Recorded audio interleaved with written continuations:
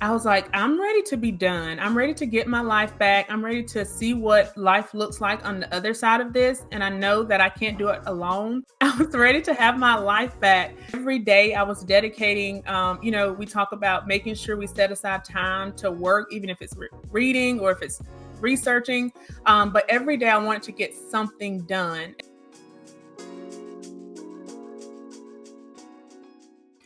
Earning a doctorate isn't just about research and writing. It's a journey filled with challenges, breakthroughs, and lessons that shape who you become.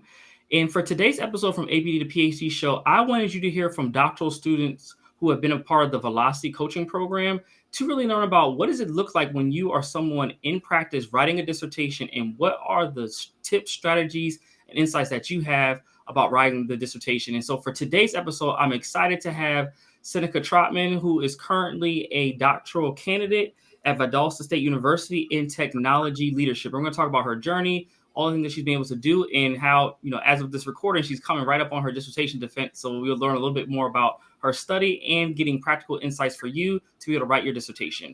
And if you're just tuning in, my name is Dr. Ramon Goings, founder of Done Dissertation. And at Done Dissertation, our goal is to help demystify the dissertation process so that you, the doctoral student, can write and defend your dissertation in record time. If you're a doctoral student who needs support and wants to learn more about how to get to the finish line and get the support needed, you can schedule a consultation and learn more about our Velocity coaching program at www.velocitydissertation.com, or you can scan a QR code that is here on your screen. So now, with all due, I'm so excited about this episode. Again, I love when we get to able to talk to clients in our program and talk about the things that they've done. So I will bring Senica on. And Senica, thank you so much for being with me today. I appreciate you. Oh, no problem at all. Super excited to be here. Yeah, no, this is great. And so, as I mentioned when we talked behind this, stage before we got started, I really wanted this episode to be dedicated for you to get insights for students about your journey, in terms of navigating the dissertation process and even getting to this point as you're at the time of this recording, a week out from defending your dissertation. Right. And so, I would love to hear about like what from the start actually made you decide to enroll in a doctoral program, because I know everybody has their journey to that point. So, what was your journey to get to this doctoral program? Certainly. Well, I've been, before I started the program, I think I started like in December. So this is end of the year. I just started in January with my dissertation writing. So it'd been an entire year without any movement, any writing. And I was stuck. I had started a new job, so I couldn't focus, on the dissertation process. And we all know that life happens. So I was like, okay, I don't want to waste any more time. I've got to figure out what's next. I've got to get some help. You have your dissertation committee.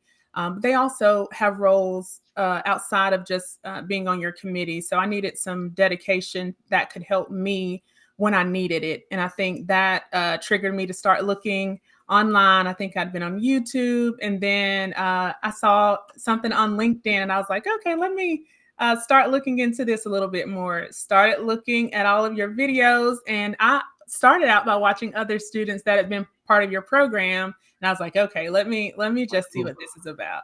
No, that's cool. And like for you, before you even got to that point where you were like searching for help, like when you first started at Valdosta State, what was your like kind of reasoning for going to the doctoral program? Was it something you wanted to do with the doctorate after? Like, what was your even intent of getting a doctorate to start from? So when I first started my program, I was working in a local school district. So I was working as a technology director in one of my local school districts. And one of the things that I realized was that there were not a lot of people who looked like me that were in technology. So I didn't have any guidance on like, how do I, where is the growth? How do I'd wanted this instructional technology director position that was opening up. And so I was like, hey, I like doing this. I kind of figured out that we were implementing some programs, and I was like, I really enjoy doing this. I want to do this on a larger scale. And I just wanted to figure out what other women that were in technology, how did they feel about it? Did they feel, that they didn't see any other women like them, specifically in like these rural areas and such. And so that really prompted me to want to go toward the dissertation. Also, I think it's just me. I am a lifelong learner. And that was just number one. It was an accomplishment of mine that it was really something I wanted.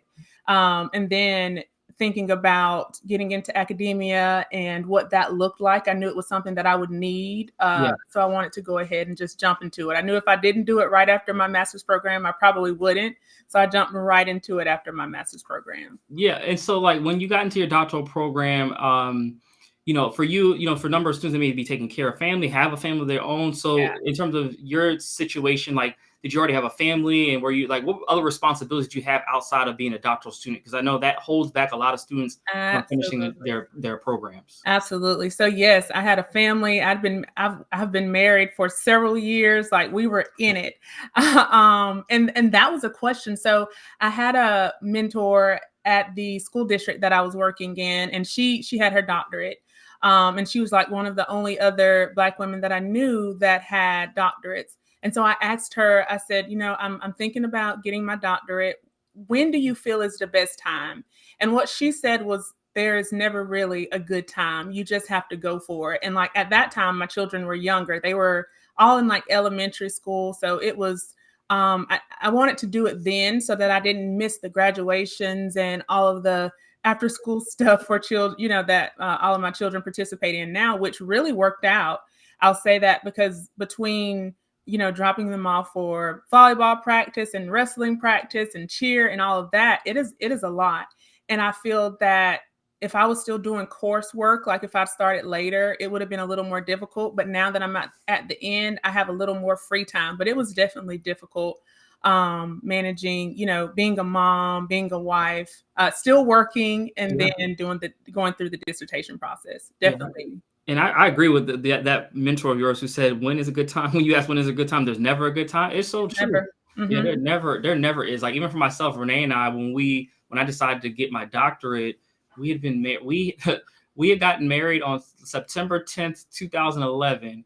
Yeah. And my first class as a doctoral student was on September the 12th, Oh, 2011. So wow. like literally had just That's gotten married and I crazy. started a doc program. And Yeah. so like, their decision is never a good, there would never been a good time. It was just, Hmm. you just make that sacrifice to, get things Absolutely. going and get things done.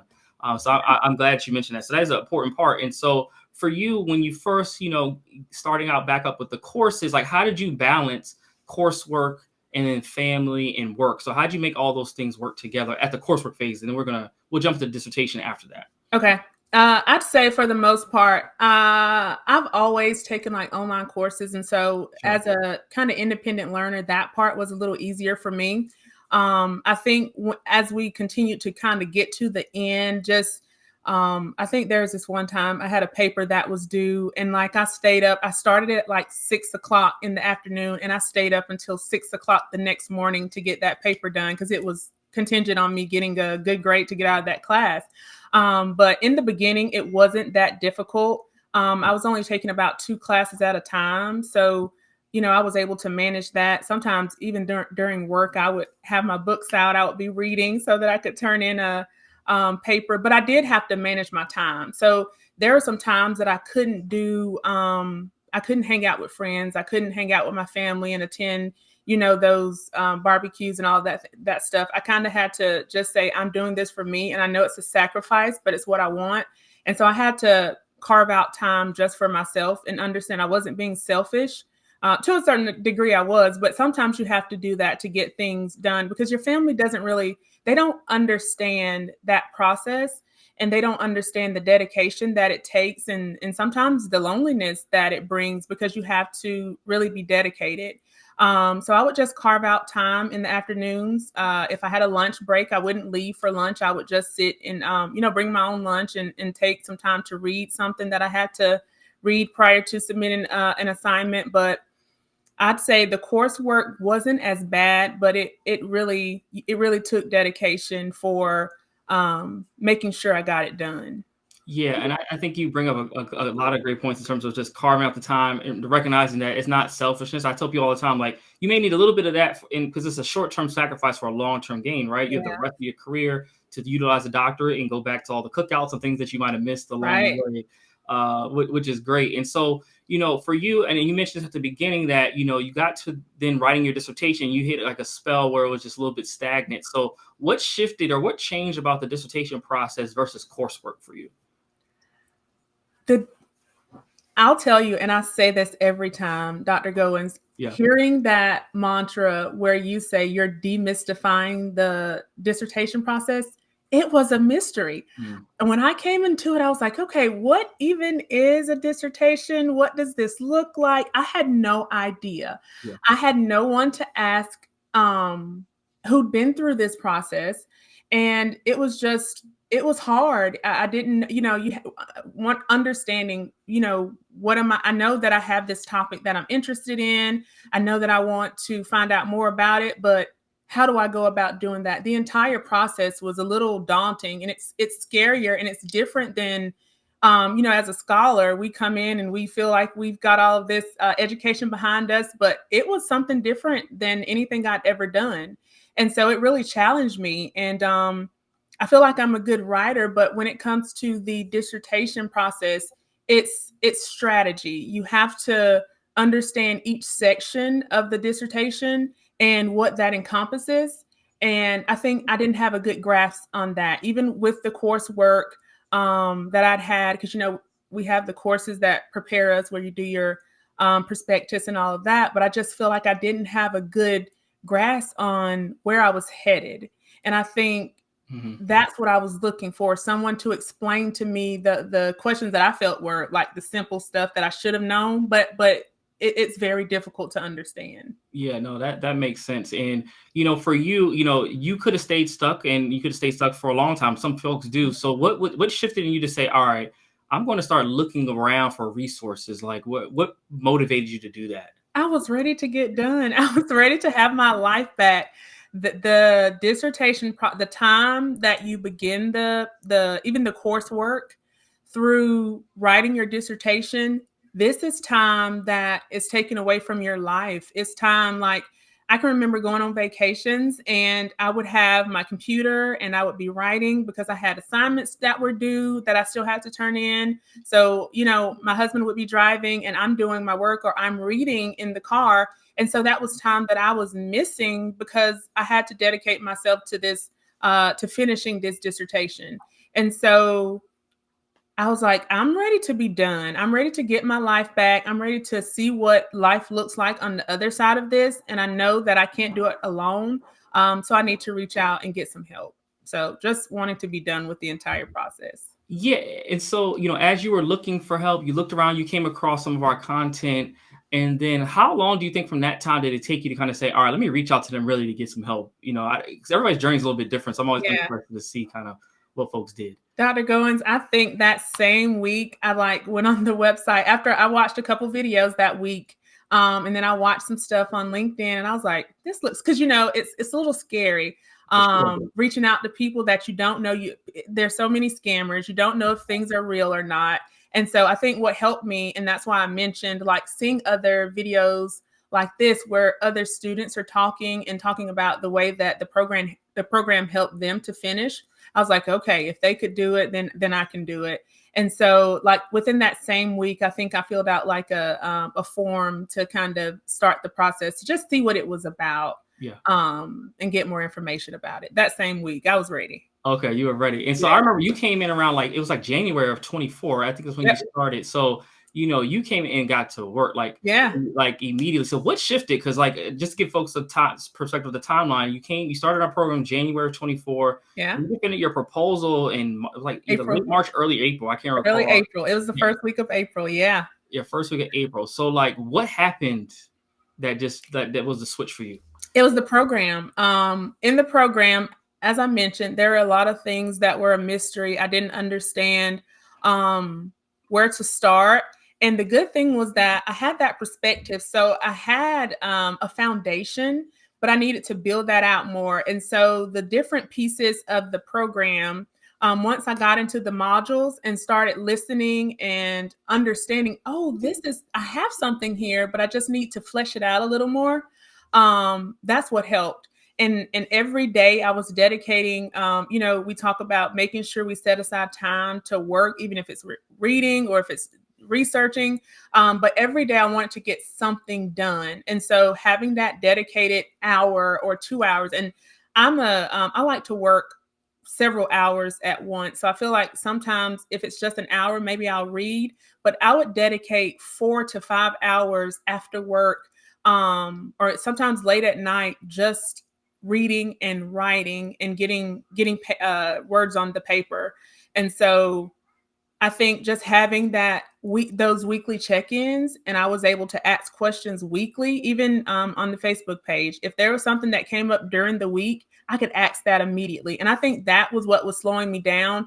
I didn't have that openness. Not to say my chairs are amazing, but I didn't have that uh, accessibility to them the way that I did within the program to answer a question as soon as it came up, get feedback immediately. That was what I needed to keep me going forward, because sometimes it was a simple question that would kind of halt me, and being able to say, okay, let me write this question down, because I know the following week I can just ask it at dissertation hours, and so, or velocity hours, I'm sorry.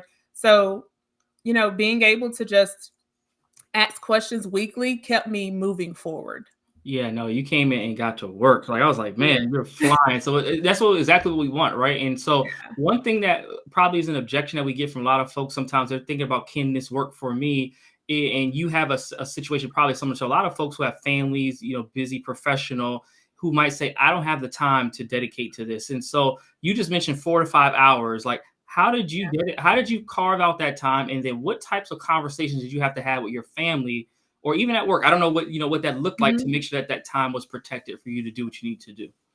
Right. I just talked to I'll say the first thing is I included my family in my district, in the process of writing. My children now are older, so that is great. Yeah. And so, like, if I was writing something, I would bring in my daughter or my husband, and I would read where I was going with it and say, okay, I would try to explain things to them and ask them if they understood it. So I really, number one, I involved them in the process, and I know it wasn't something that they completely understood, but they understood that it was a lot of work. I did do date night. So one of the things that I like Dr. Varela says is making sure that when you reach a milestone, you have something for yourself at the end. So we would do date night. So at the end, like once I did my abstract, my husband and I had a date night after chapter one, or like doing an outline of chapter one, we would do something else. So he would be happy to see that progress, because that meant that, okay, we're done with something and we get to spend time together. For the children, it was trips. We would do like activities with the children, and I included my family in doing those things to help me with getting to those milestones. So we were all excited when we got to those milestones, because it meant that we were doing something, because mommy was making progress. So I, number one, wanted to include them in, like getting to those milestones, because they were a part of the process. And then for work, it was just, everyone knew that I was going on this journey, but I just, mainly kept it to myself. And during lunch, like I mentioned, I would just dedicate my time to staying in my office, pulling out my computer and reading, or doing something to get ahead with the process. So I just carved out that time.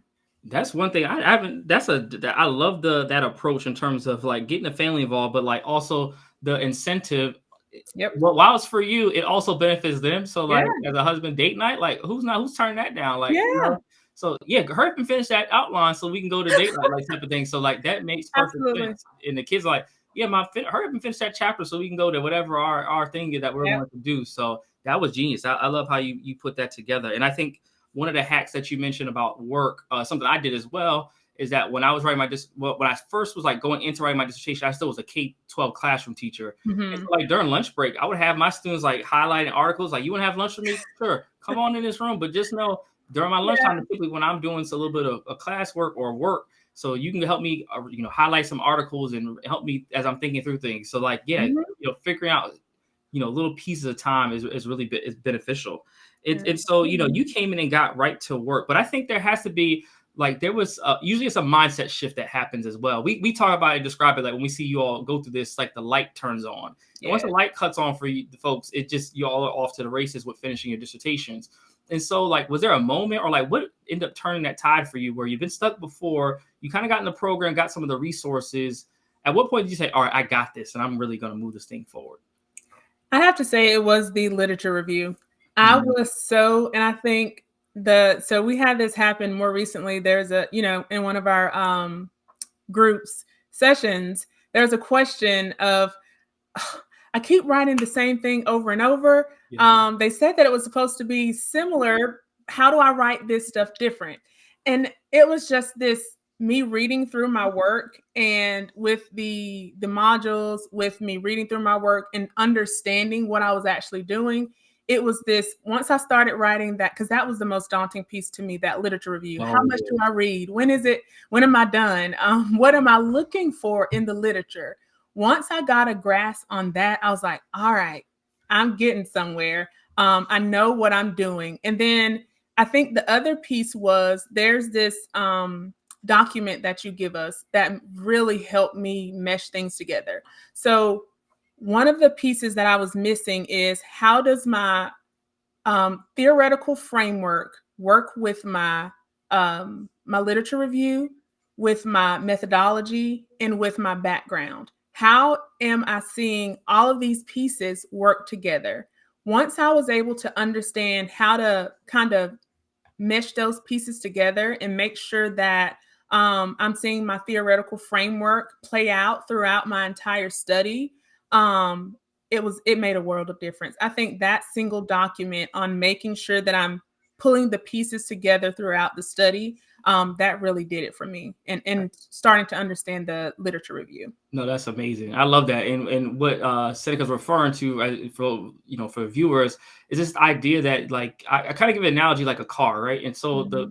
the car has all the components, right? It has the shell, has some of the interior parts, but the car doesn't run without the engine, right? And so I always say, like, the theoretical framework, or is usually like your engine that's going to help move the car forward. And so a Yeah. lot of times what people are doing in their dissertations is, one, either they don't know or can't figure out what their theory is. And so when that's a check one that you have to kind of figure out. And then part two is that once you figure it out, it's like, all right, how does this align to my research questions? Then Yeah. how does that align to my methodology? And then if I'm doing, say, a quantitative study, how does that align to the variables that I'm looking at? Or Mm-hmm. qualitative, how is that aligned to the interview questions that I'm asking? Like, all these things go work in tandem, but a lot of times we don't think about it like that. And I don't know what it is. A lot of programs, some programs don't always teach it. And so I'm glad when you as you were talking, I was like, oh yeah, Seneca's talking to talk now. Like, it sounded good in terms of, you understand, like, there is a thread that happens throughout, and that Yeah. framework piece is important. So I'm glad to hear that was like a key for you, in order to navigate the process. And so, when you were working with us at the time, when you were working on your proposal, you got your proposal done in a couple of months, like, check that off, and then you Mm-hmm. went to data collection. So I want to talk a bit about, like, the impact of what you had to do, and sometimes as researchers we have to pivot to some extent when we go to collect data. And so Yeah. if you can walk us through, like, and you can talk a bit about what your dissertation is about, and then talk about the journey of trying to collect data and how you had to make some pivots along the way. Absolutely.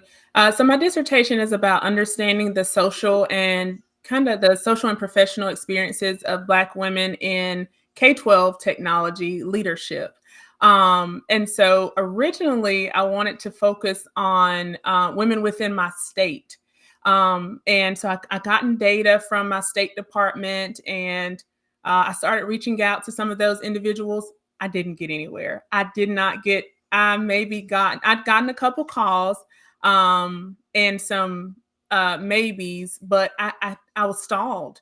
And so I went back to my committee, and I was like, okay, I've been doing this for a month or two, and I'm getting nowhere. And so I shifted from just focusing on um, technology directors, because originally it was technology directors. So I kind of broadened that up to like technology leaders within the United States in public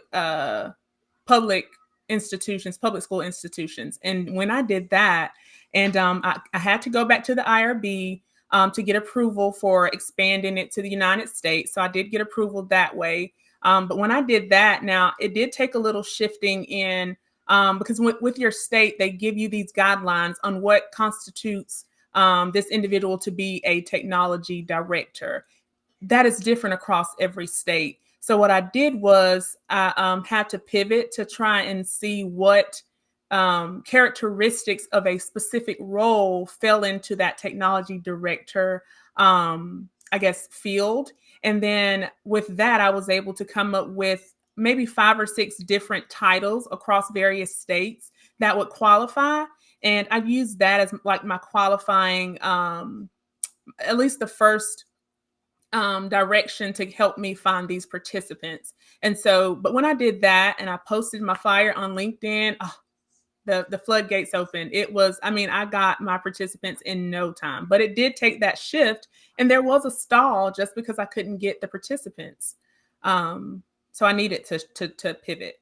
Yeah, and I wanted you to share that because I think for a lot of folks sometimes like we want to finish our dissertations quickly, and there are things that you can control, and there are things that Mhm. are outside of your control that impact your timeline. I always Yeah. tell students to be aware of that, and you experience it. It's just because, and especially because a lot of us who are doing research, particularly if we're looking at anything like marginalized communities or anything like that, it's Mhm. we're already looking at potentially a smaller group of individuals. So then when we restrict it by other constraints like location, those things, sometimes we can really like it could be a challenge, or sometimes you have luck. It's just sometimes it's a matter of luck. Honestly, it's not necessarily about like the research project. It's a matter of can you get access to these participants. But I'm glad you made a pivot and you're able to collect your data. And now look at it. Now here a year later, you're Yeah. done wrapping things up, getting ready to defend in the next week. So like things do shift. And so after you collect your data, you start the write up.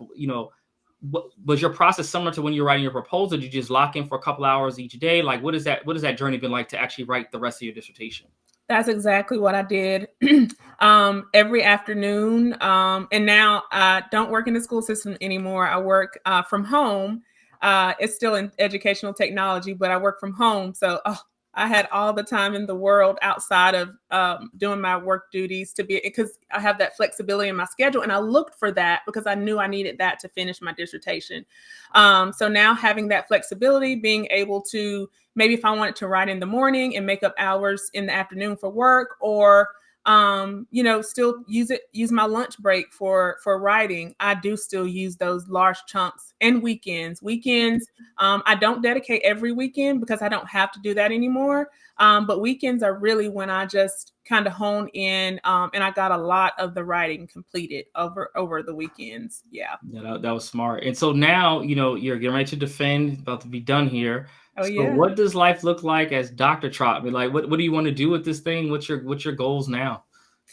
I'm still working that out. I Okay. know that I have this passion for learning. As I mentioned before, I'd gone into instructional technology, which kind of led me here, Yeah. and I wanted to do that on a larger scale. So I currently work, I work in the corporate sector, but there's still work that I can do in the corporate sector, and I think that's what's great about having your doctorate. It still shows everyone that, and I love this because this is one of my findings for my study, but it shows having that badge behind you kind of instills this trust in those when you're applying for a job to show, hey, this person really knows what they're talking about, and it gives you a leg up when you're applying. So I do still love teaching, and I think that's where I'm headed in academia. But I just there's so much out there that I can explore now. That's great. And so I'm looking forward to, and actually when we finish up, we're going to talk about our defense prep. So part of the things that we do in the Velocity program is when you're at the point like Seneca getting ready to defend, we do a coaching session with you around getting ready for your actual defense. Because we want to make sure that folks go in prepared and also ready to like just go through that process, and looking forward to having that conversation with you. But as we wrap up, where can folks reach out to you to learn more about what you're doing and keep up with all the progression and things that you have going on? Absolutely. You can find me on LinkedIn, Seneca Troutman on LinkedIn, or you can email me at sntroutman at Valdosta. Valdosta.edu. If you want to find out more about my study or just reach out to me for anything, I'm open to it. Perfect. Well, thank you so much, Seneca. I appreciate you as always. I'm gonna put you behind the stage real quick as we wrap up today's episode. Thank you. So again, I wanted you all to hear from someone who is in the process writing a dissertation, actually getting ready to defend. Again, at the time of recording, Seneca's defense is a week out, and so I hope you all have gotten some insights from Seneca just about her journey in terms of navigating the process and the things that you can do and think about when you're trying to structure your own journey. And if you happen to be a doctoral student who wants that support, once that infrastructure that has helped students like Seneca get to the finish line, I would invite you to apply and schedule a consultation with us in our Velocity coaching program. It's a great community and just really infrastructure to help you propel through your dissertation process quicker. And so if you're someone that falls in that line and you're like, I need help, and you're ready to invest the time and resources in order to do that, then I would invite you to scan the QR code that is here on your screen, or you can go to www.velocitydissertation.com to learn more about our program and to schedule your consultation. But with that said, I want to say thank you so much for watching this episode from AB to PhD Show. My name is Dr. Ramon Goings, host and founder of Done Dissertation. And until next time, I wish you all a done dissertation. Take care.